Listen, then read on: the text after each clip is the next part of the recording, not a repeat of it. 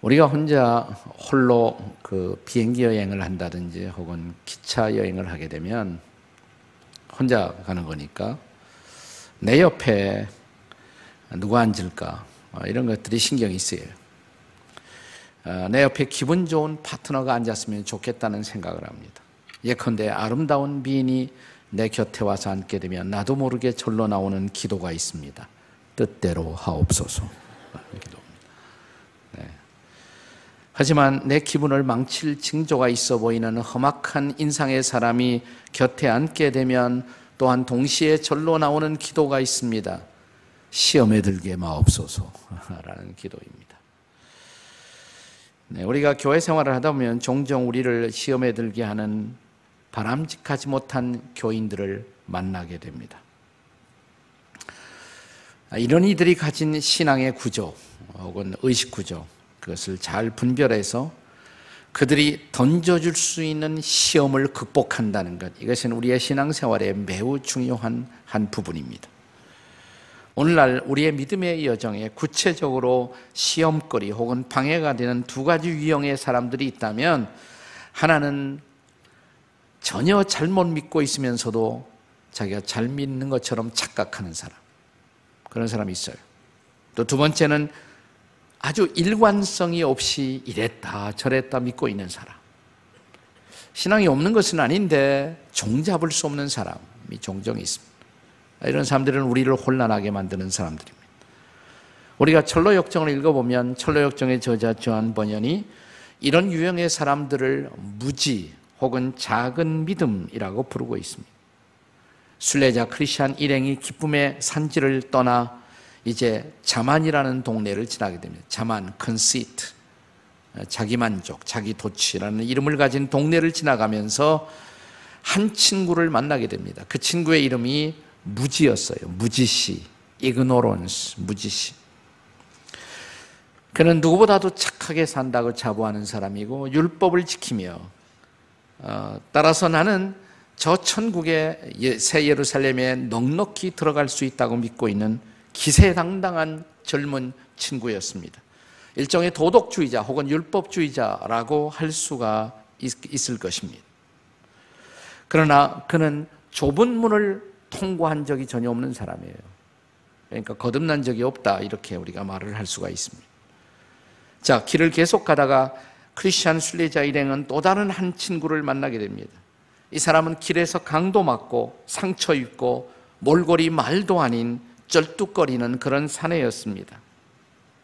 하지만 이 사람은 본래 착한 사람이었고 신실, 진실, 신시어라는 이름을 가진 도시 출신이고 한참 잘 나가다가 그러나 길을 잘못 들어서서 강도를 만나게 됩니다. 협박을 받고 소중히 여기던 돈주머니를 빼앗겼습니다. 그러나 그 와중에도 자기가 가장 소중히 여기던 보석만은 잃지 않았고 자기의 신분 증명서만은 빼앗기지 않았습니다. 철로역정의 저자 요한 번연은 이 친구의 이름을 작은 믿음씨, Little Faith, 작은 믿음씨라고 부릅니다. 그는 믿음은 잃지 않았지만 믿음이 크지는 못했어요. 작은 믿음이에요.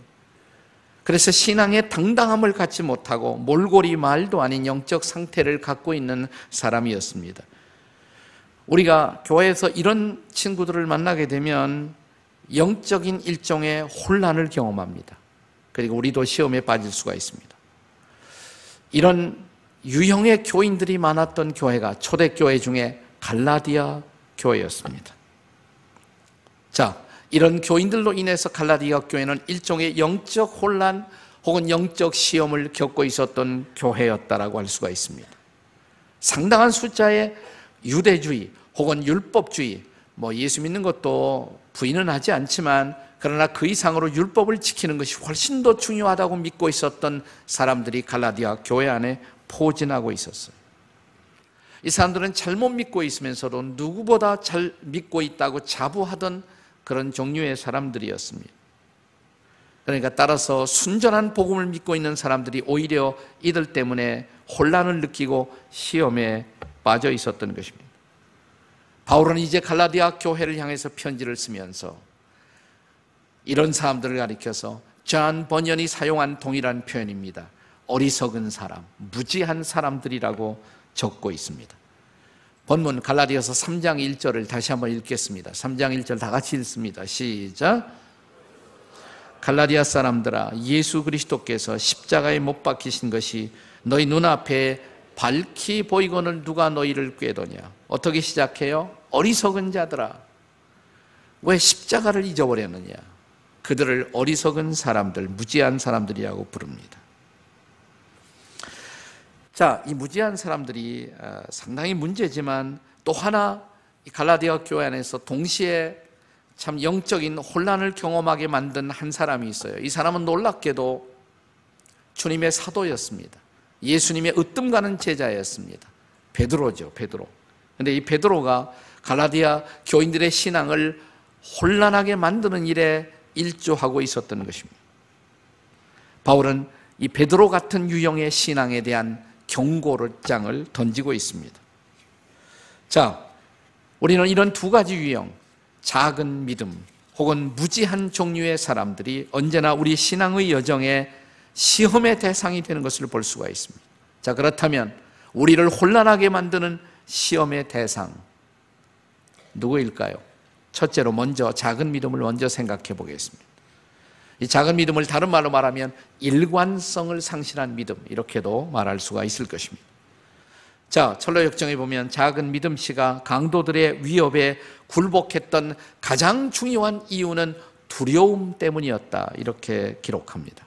두려움 때문에 당황한 그는 일관성 있는 행동을 하지 못했고 결과적으로 비참한 모습을 갖게 된 것입니다.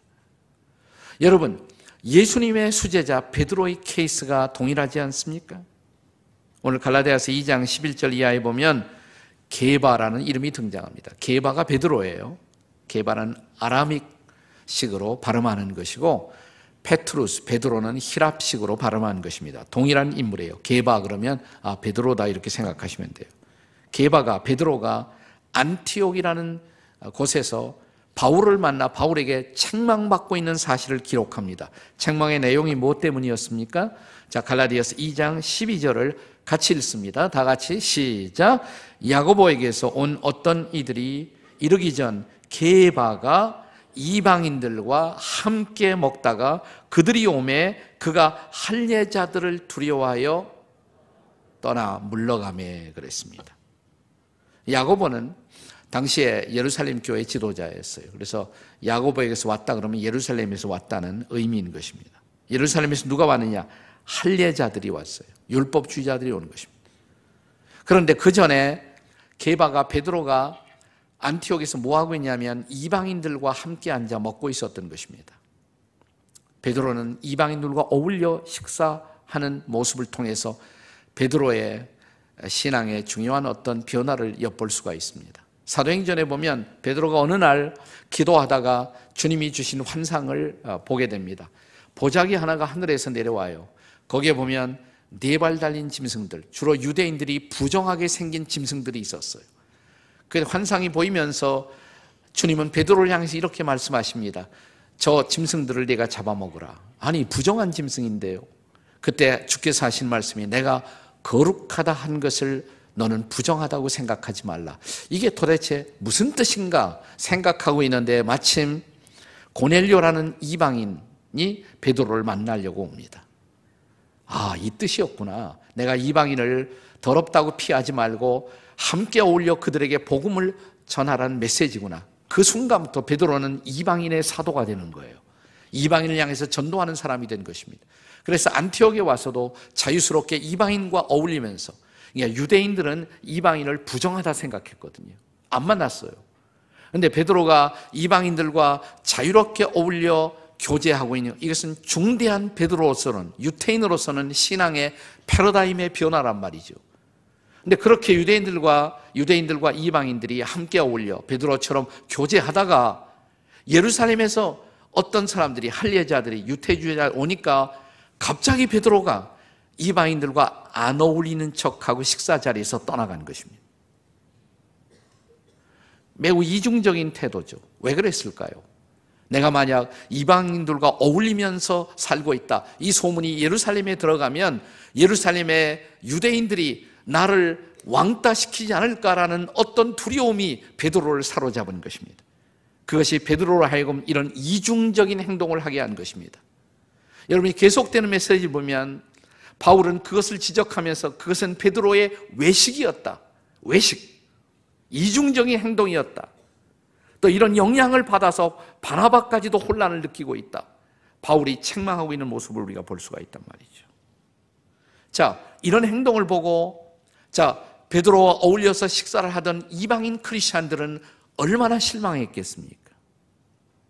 그러니까 이 수제자 베드로에게도 이런 실수가 있었단 말이죠. 사실 이런 두려움의 지배를 받는 일관성 없었던 베드로의 행동, 이것은 베드로의 평생을 괴롭히고 있었던 아킬레스건과 같았습니다.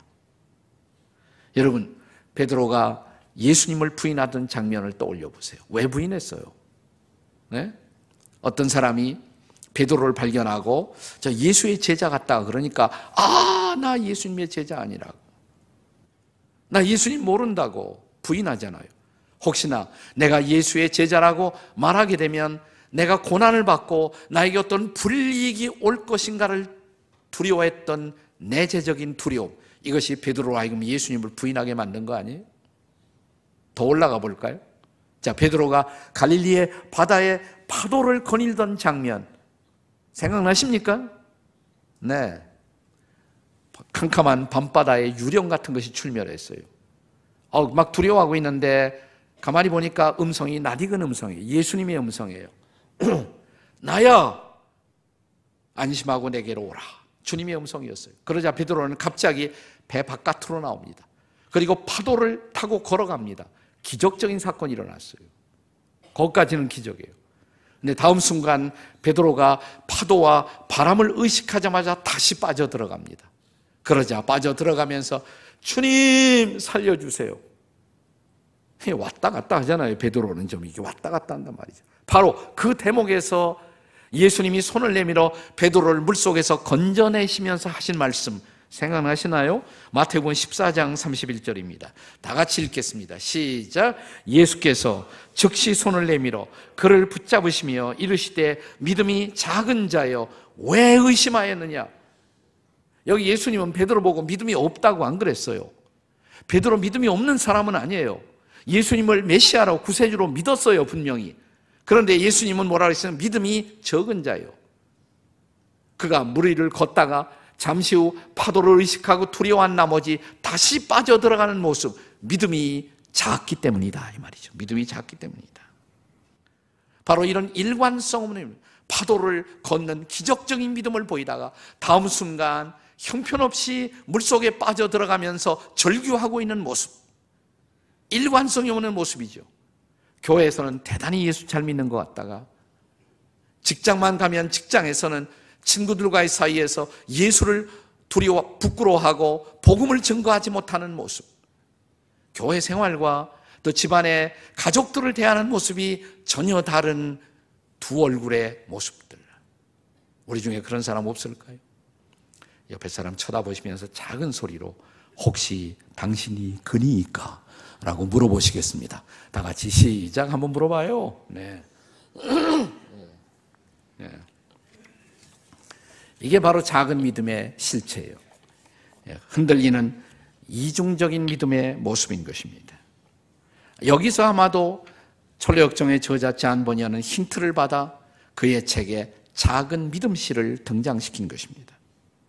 자, 이제 잔 버녀는 크리스찬의 말을 인용하면서 이런 작은 믿음의 비극, 그러나 우리가 작은 믿음을 극복해야 할 것을 격려하는 메시지를 띄웁니다. 믿음의 방패를 굳게 잡아야 한다고, 끊임없이 기도해야 한다고. 그러면서 크리스찬은 자기가 작은 믿음을 만났던 그 소감을 찬양으로 표현합니다. 철로역정에 나오는 작은 믿음을 만났던 순례자 크리스찬의 노래, 그 내용은 이렇습니다. 가련한 작은 믿음이여 도적들에게 시달렸는가, 가진 걸 다 빼앗겼는가. 부디 잊지 말기를, 믿고 더 깊이 믿는 자들은 10,000명이라도 넉넉히 이기려니와 그렇지 않은 자들은 셋도 감당하지 못하리. 이게 작은 믿음의 비극이에요. 작은 믿음이 없는 것은 아니에요. 그러나 도적맞은 믿음, 흔들리고 있는 믿음의 실체였던 것입니다. 그러나 이제 우리는 오늘 본문을 통해서 두 번째 시험거리의 대상을 생각해 보겠습니다. 이 두 번째 대상은 누구예요? 무지십니다. 무지. 다른 말로 말하면 본질적으로 잘못 믿고 있는 사람. 철로역정을 읽어보면 무지라는 청년이 이제 크리스찬을 만나서 질문을 받습니다. 어디로 가느냐고. 저는 새 예루살렘으로 간다고. 그러냐고. 근데 중요한 것은 이것이라고. 당신이 천국에 도착했을 때 그 예루살렘의 문이, 새 예루살렘의 문이 당신을 위해서 열릴 것이냐고 생각하느냐고. 물론이죠.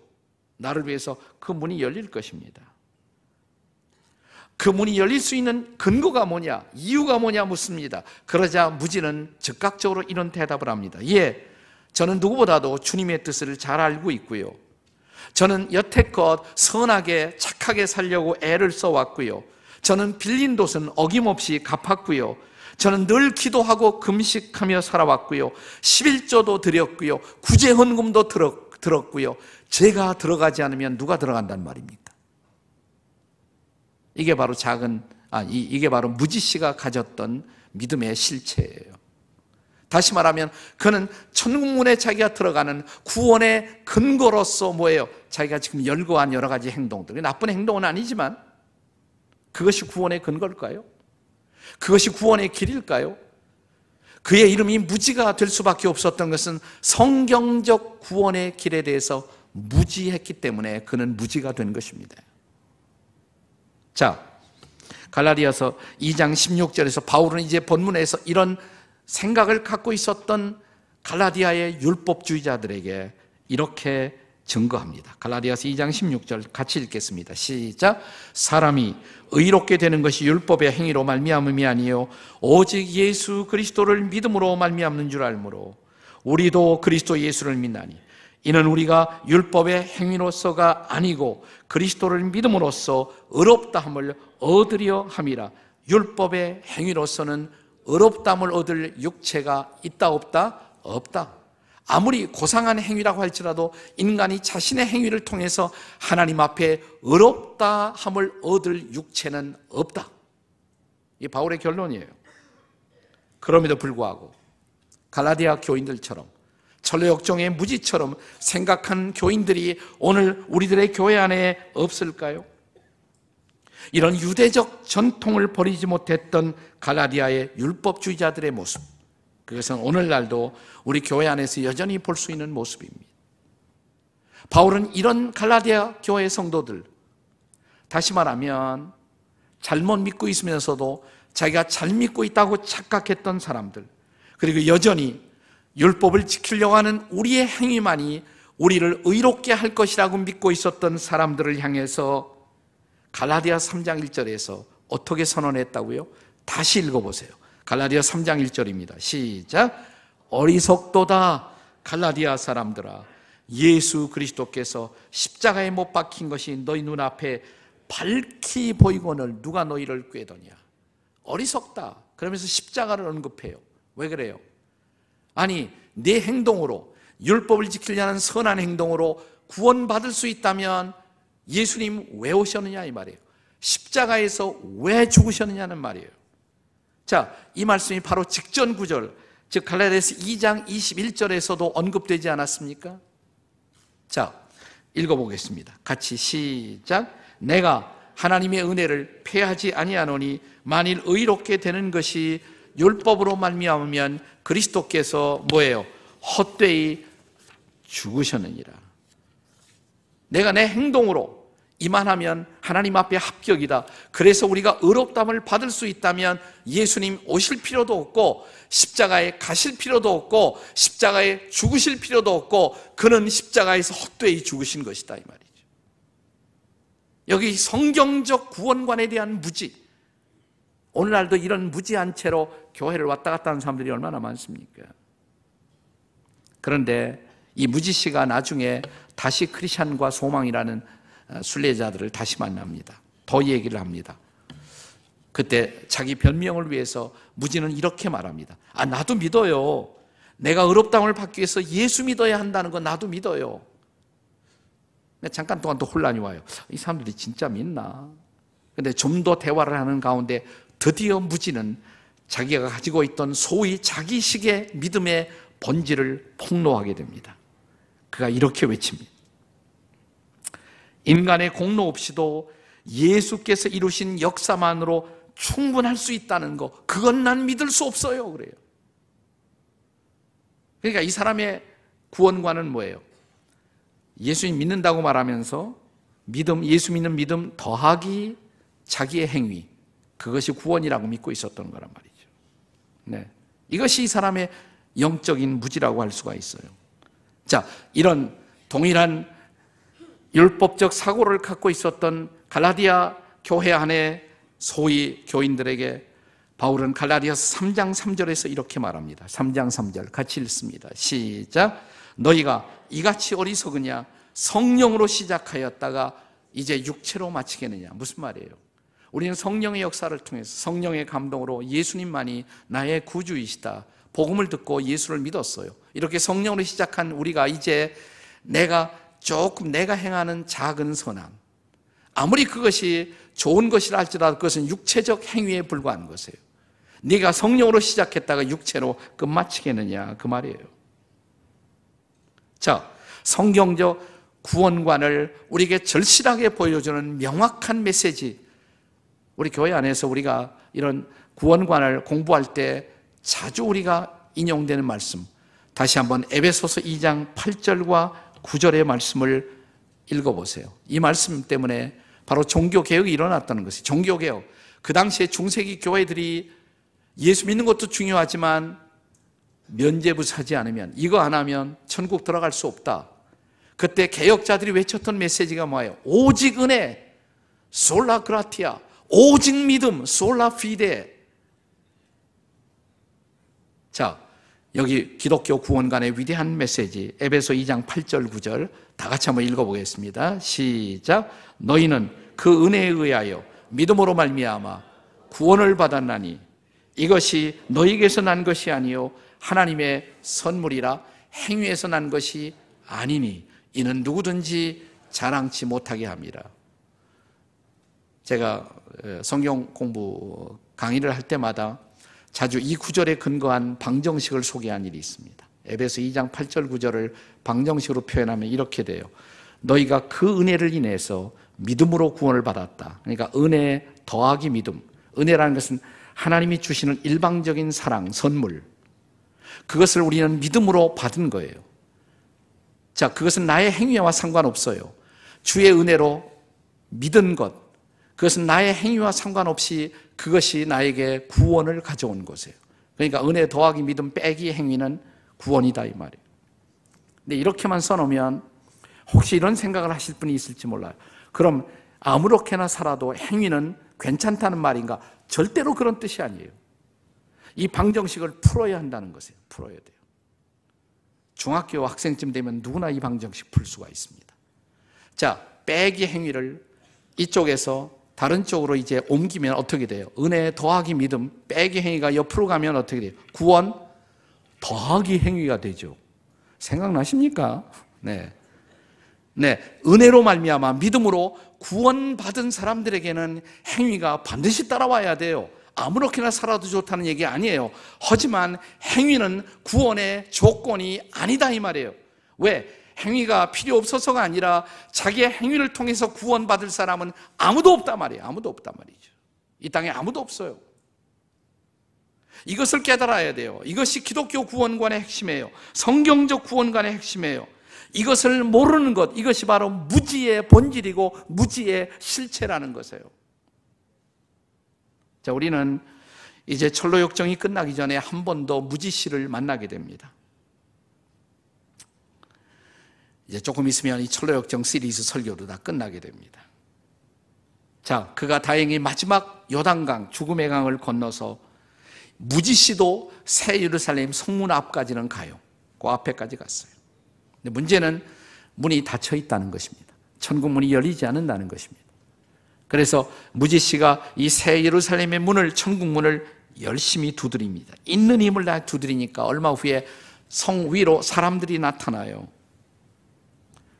묻습니다. 왜 이 문이 열리지 않아요? 그러자 사람들이 당신 증명서가 있느냐고, 이 문을 열 수 있는 그런 자격이 있다는 증명서가 있느냐고. 증명서요? 나 그런 거 없는데. 그것은 예수 그리스도를, 아니 그리스도만을 구주와 주님으로 믿는 믿음, 그 증명서가 그에게 없었던 것입니다. 바로 그때 빛나는 천사들이 성문 앞에 날아오더니 그를 덜썩 붙잡습니다.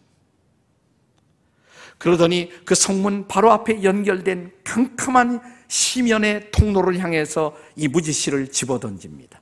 그 어두운 시면의 통로는 지옥으로 가는 길이었습니다. 무지씨의 마지막 종말의 비극을 보여주고 있는 거예요.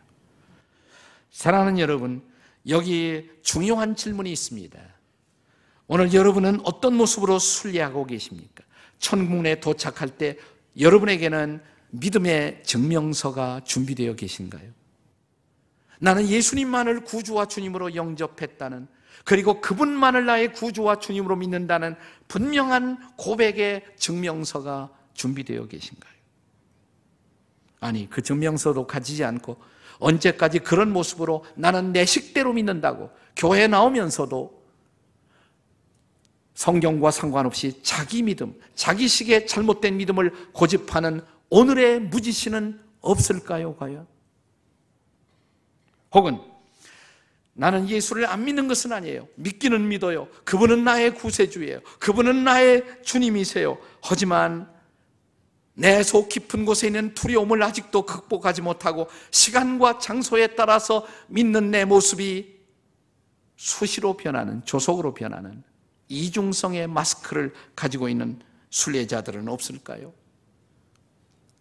가정과 교회의 모습이 다르고 교회와 직장 일터의 모습이 다른 흔들리는 모습들, 그래서 다른 사람들을 혼란하게 만드는 그런 작은 믿음의 순례자들은 우리에게 없을까요? 나는 오늘 이 시간 가장 중요한 질문으로 오늘의 설교 이 메시지의 결론을 맺고자 합니다. 여러분의 이름은 무엇입니까? 여러분의 영적인 이름은, 이 세 가지 중에 여러분의 이름은 무엇입니까? 혹시 우리 중에도, 여러분 가운데도 무지씨가 없을까요? 영적으로 무지한 사람. 두 번째로, 혹시 여러분 가운데 작은 믿음씨는 없을까요? 마지막, 우리 중에 순전한 순례자, 크리스찬은 어디에 계십니까? 당신은 그리스도인이십니까? 진정한 성경적 그리스도인이십니까? 아니면 무지입니까? 아니면 흔들리고 있는 작은 믿음이십니까?